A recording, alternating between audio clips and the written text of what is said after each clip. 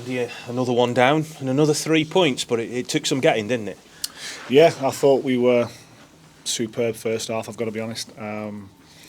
We didn't defend 2 balls in our box from 2 different circumstances, one from free play, one from a set play, and it was a different reflection on the scoreline at half time. I thought some of our attacking play, the intensity we played at, was really good first half, but we spoke at half time of the things we needed to get better at.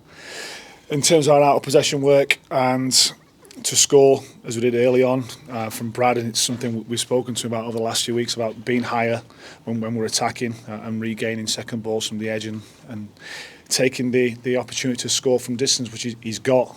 It's great to see that flying. And then it seemed like a long time till the final whistle. We were hanging on. We had to show different qualities, defending balls in our box, using our game management, and just trying to see the game out. And I've just said to lads, it's a strange game when we come away from Oldham having played so well and not having any points.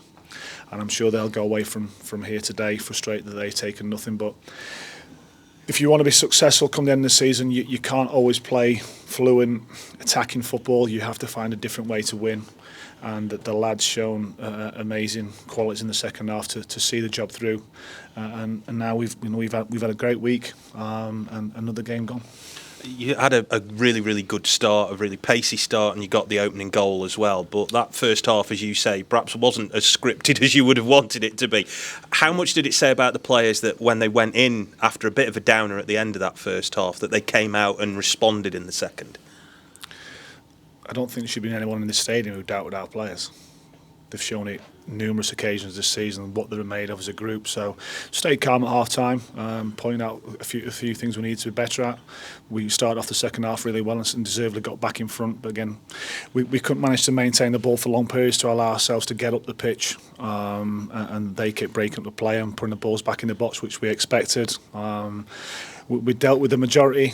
Stoney's made a couple of saves, but yeah, it was good to hear the final whistle, let's say.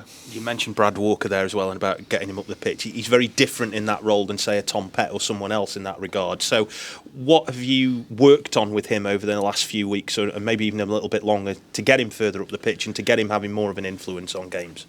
Well, I think it's obvious to everyone his range of passing is incredible. Absolutely crass. I think I said to you yesterday that the pass he played at Barrow, no one else in this league can play that ball. Absolutely no one. So he can shoot from distance.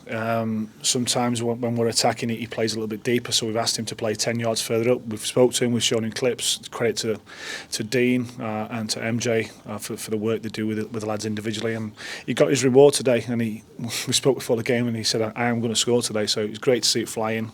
And then he had to show different qualities for us to see the game out. So yeah, well done to him. Well done to Procky. Again, two fantastic finishes for the first 2 goals, and another 90 minutes in the tank for him when he's running on empty. I was going to say that you need a striker in form at this stage of the season, considering what's at stake as well, and he's coming up with goals at important times. Yeah, and the job he does for the team is incredible.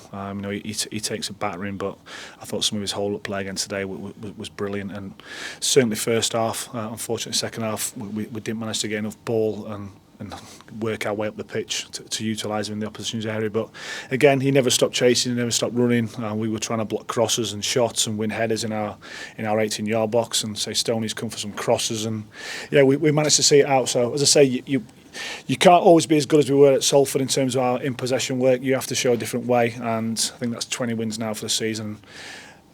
I'm not sure we've had many other wins where we've had to really see a game like that, and we've been on the back foot for a long period. So credit to everyone. A couple of days off now to rest up and recover, and we come back into work on Tuesday and we go again. How's David Worrell as well? Because I didn't actually see what happened to him, but he did look in a degree of pain when he went off. Yes, something to do with his hip, so we'll have a look at that on Monday, and we'll see where we go on. Yeah, he's a bit of I wouldn't say a worry, but he's probably the only player you didn't have a like-for-like replacement for on the bench, and I suppose that means that if James Gibbons is getting nearer, it will open a door for him if he's ready.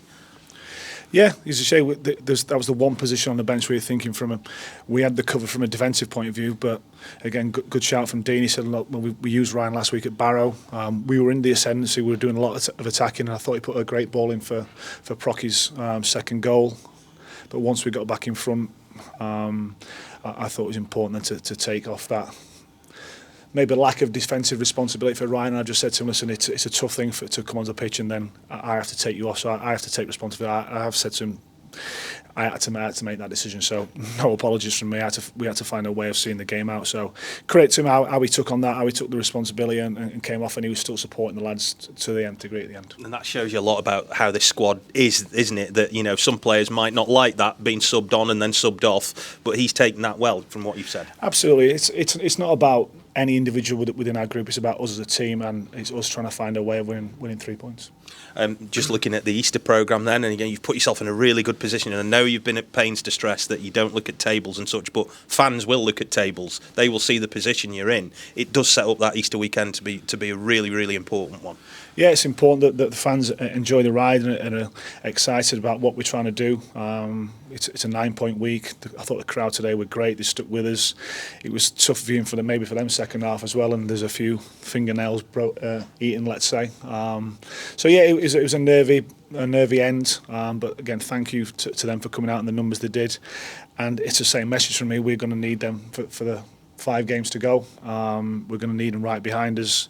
They can inspire us. They can give us that energy, because you see at the end, I think the lads were running on empty at the end. So credit to everyone involved. And yeah, we enjoy tonight, and then we start again and we'll look at Hartlepool.